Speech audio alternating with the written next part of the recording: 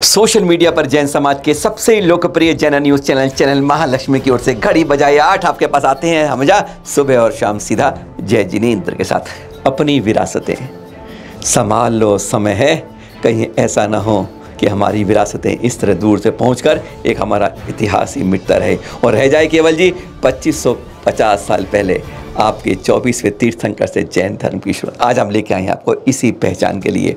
हम इस समय आए हैं उड़ीसा के पुरी से। ये तुरनतीरा गांव पड़ता है, यानी पुरी के अंदर 6 किलोमीटर पे। वैसे भुवनेश्वर और कटक से लेंगे ना आपको तो ये 30 किलोमीटर की दूरी पर पड़ता है। वहाँ से बेस खेत है यहाँ पर, जहाँ पे आप लेके आए हैं। पर हाँ, यहाँ पर गूगल में सर्च करिए बुद्ध देव मंदिर में, कंफ्यूज मत करिए, सुन लीजिए। हाँ, बुद्ध देव मंदिर सर्च करना पड़ेगा क्योंकि गूगल में इसकी सर्च बुद्ध देव मंदिर से ही होती है। अंदर क्या होती है, पहचान क्या होती है, वही तो आपको आज बता रहे हैं। अपनी अपनी विरासत किस तरह मिटती जा रही है, बदल जा रही है, आज वही बता रहे हैं। 2005 में वैसे ना भुवनेश्वर में म्यूजियम बना था एक। उस समय सरकार द्वारा लगभग उसके आसपास केंद्र सरकार द्वारा ASI भारतीय पुरातत्व विभाग को 25 लाख का अनुदान दिया गया था कि उड़ीसा के अंदर जितनी जैन जगह हैं उनको संरक्षित करो। उन्हीं संरक्षित में से एक जगह यह है जहां पर यह पिंक रंग का मंडप बना दिया, जहां पर उससे कुछ समय पहले, यहाँ काफ़ी समय पहले, यहाँ पर एक किसान जब खेत में खुदाई कर रहा था, जुताई कर रहा था, तो उसके प्रतिमाएं निकली। जब उसने 3-4 फुट खोदा तो यह प्रतिमाएं निकली थी। गजब की दोनों प्रतिमाएं हैं। कहा जाता है कम से कम 1000-1200 वर्ष प्राचीन प्रतिमाएं हैं। 4 फुट की आदिनाथ भगवान की खड़गासन लांछन नहीं है, यही पहचान है कि यह उनकी है, लंबे लंबे केश। और दूसरी पारस प्रभु की है, हर कोई जानता है। यहाँ पर फन के साथ लांछन उसमें भी नहीं है, इसलिए एक विषक्त रूप से, पक्के रूप से आप कह सकते हैं कि 1000-1200 वर्ष पुरानी यह प्रतिमाएं हैं। यहाँ पर क्या बदला? 15-20 साल पहले ASI ने बना दिया आपका पिंक रंग का मंडप। 5-7 साल पहले यहाँ के गाँव वालों ने उसके आगे एक हरे रंग का मंडप छोटा और बना दिया। और अब 2-3 सालों से बाकायदा उसमें एक पंडित रहता है। और पंडित जी का काम क्या है? दरवाजे पर ताला लगा रहता है। शायद चाबी किसके पास रहती है पता नहीं चलता है। यहाँ पर गौरव भाई छाबड़ा जी हैं, हमारे पहले दिल्ली में रहते थे, अब अंगुल उड़ीसा में रहते हैं। उन्होंने इसका दौरा किया और हमें पूरी रिपोर्ट दी इसके बारे में कि यह कितनी प्राचीन प्रतिमा है। आसपास कोई जैन बिल्कुल नहीं है। वैसे कटक में कुछ परिवार रहते हैं, बाकी जैन यहाँ पर बहुत कम है। और जितनी संस्कृति यहाँ फैली है इतनी कोई जान नहीं सकता। खंडगिरी की गुफाएं हैं और बहुत जगह, वह खुद कह रहे हैं मैं आपको 10-12 जगह ऐसी दूंगा जहां की गुमनाम विरासतें जैनों की। हमारी जैन समाज इसके बारे में, हमारी कमेटियां आंख कान बंद सब कुछ रहती है इसके बारे में, अपनी विरासतों को संभाल नहीं पाती हैं। तभी तो यहाँ पर ये बुद्ध देव मंदिर बन गया है। जी हाँ, प्रतिमाएं देख लिया आपने, कहाँ से बुद्ध, नीचे से ऊपर तक, बाएं से दाएं से, कहीं से पहचान। इन 4 फुट की प्राचीन प्रतिमाओं को देखकर आप कहीं से नहीं कहते कि यह बुद्ध है।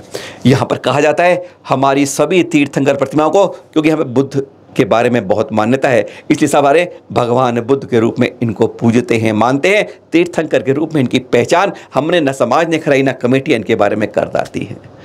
बहुत गजब की बात होती है जब अपने तीर्थ को इस तरह बदला हुआ देखते हैं। यह गुमनाम विरासत, ऐसी कई विरासतों के बारे में चैनल महालक्ष्मी आपके पास समय समय पर खुलासे करते रहेगा। अब जरा गौरव छाबड़ा जी से हमने कहा था बहुत अच्छा बोलते हैं, हमने किसी की ज़रूरत नहीं है, आप अपने आप बताइए, अंदर से जाइए, कैसे है, क्या है, कब है, कहाँ है, अब पूरी जानकारी दीजिए। जरा सुनिए उन्हीं के मुख से, गौरव छाबड़ा जी से।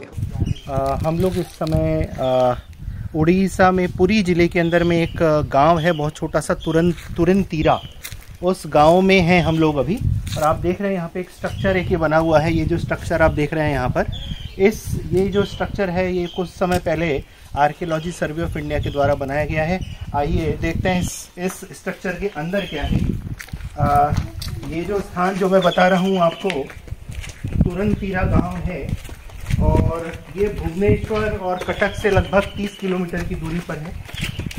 इस गांव के, इस छोटे से गांव के अंदर में कुछ समय पूर्व आसपास में आप देख रहे होंगे बहुत खेती बाड़ी है। इसी खेत के अंदर में यहाँ पर 2 करीबन 4.5-5 फुट की 2 जिनेंद्र भगवान की प्रतिमाएं यहाँ पर खेती करते हुए किसान को प्राप्त हुई थी। और वो प्रतिमाएं आर्कियोलॉजी सर्वे ऑफ इंडिया के द्वारा इस छोटे से मंडप को बनाकर इसमें रखी गई हैं। उन प्रतिमाओं के दर्शन अभी हम आपको करवा रहे हैं। आप देखिएगा अंदर इस गर्भगृह के अंदर छोटे से में एक प्रतिमा भगवान आदिनाथ की खड़गासन प्रतिमा है, लगभग 4 फुट ऊंची, और दूसरी भगवान पार्श्वनाथ की 4 फुट लगभग ऊंची प्रतिमा है। अत्यंत प्राचीन प्रतिमा है। ये पूरा क्षेत्र जो उड़ीसा के पुरी जिले में है, इसको प्राची वैली कहा जाता है। और इस पूरी प्राची वैली के अंदर में अनेक स्थानों पर, अनेक स्थान हैं ऐसे जहां पर जिन प्रतिमाएं प्राप्त होती रहती हैं। ऐसे लगभग 12 से 13 स्थानों का तो मैं स्वयं अपनी ओर से मुआयना कर चुका हूं, देख रहा हूं और ढूंढ रहा हूं उन स्थानों को जहां पर ऐसी प्रतिमाएं हमारी हैं। तो इस स्थान पर, इसके पहले अभी हम एक जगह जाकर आए हैं अदासपुर, वहां पर 2 स्थान हैं, वहां पर ऐसी प्रतिमाएं हैं। तो इस तरीके से आप देखेंगे आसपास पूरा खेत ही खेत हैं और यहाँ पर ये प्रतिमाएं यहाँ पर हैं।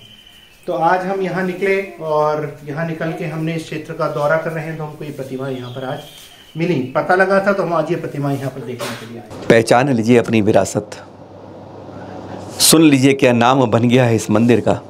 कहते हैं गौरव जी कि मैंने गूगल में बदलने की कोशिश की, नहीं बदल पाया अभी तक। हमारी पहचान इस तरह लुप्त हो रही है। जिम्मेदारी हमारी कमेटी और संस्थाओं की बनती है। पहले तो जानकारी उनके पास होनी चाहिए, आवेदन दे। और यहाँ एक शिलालेख तक नहीं है, शिलापट तक नहीं है। जानते हैं कि इनकी प्रतिमा, यह एएसआई का कर्तव्य बनता है कि यहाँ पर एक वास्तव में एक बोर्ड लगाया जाए कि अंदर यह प्रतिमा है, यह पहचान है उसकी, कहाँ से निकली थी, किस रूप में है, क्या है। यह बिल्कुल नहीं लगता, क्योंकि यह जैन समाज की है।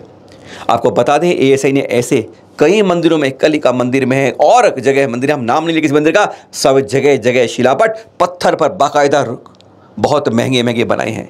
यहाँ साधारण सा बोर्ड नहीं लगता, क्योंकि जैन ही जब चिंता नहीं करें तो एएसआई क्यों करेगी। यहाँ एएसआई का कोई आदमी दिखता भी नहीं है आसपास कि उससे पूछा जाए ताला क्यों लगा रहता है, पूजा क्यों नहीं होती है और पंडे पे चाबी क्यों रहती है। सारे सवाल असुलझे, अनुभूजी पहेली बच जाते हैं, अनसॉल्व सॉल्यूशंस नहीं मिलते हैं, ये क्वेश्चन के क्वेश्चन रह जाते हैं। आज सवाल यही है, जागिए और जगाइए। कमेटियों को जागृत होना उनका परम कर्तव्य बनता है। सादर जय जिनेंद्र।